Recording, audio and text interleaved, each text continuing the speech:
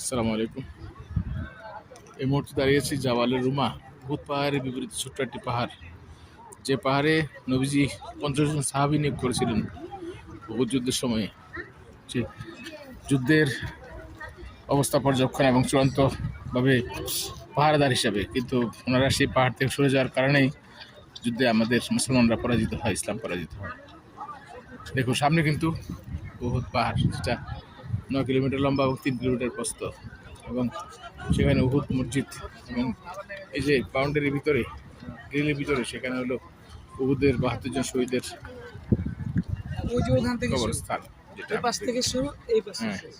এই যে আমরা এখন এই জি জি জি জি। পাহাড় জাবালুর রুমাতে কিন্তু আগে অনেকবার চেষ্টা করেছি ওঠার জন্য, হয়তো ওঠা হয়নি, সময় ছিল না। এবার উঠছি আলহামদুলিল্লাহ। এবং এই যে জায়গাটা যেটা করা হয়েছে দর্শনার্থীর জন্য, এটা কিন্তু আগে ছিল না এভাবে। সবাই দেখেন। আসসালামু আলাইকুম রহমতুল্লাহ।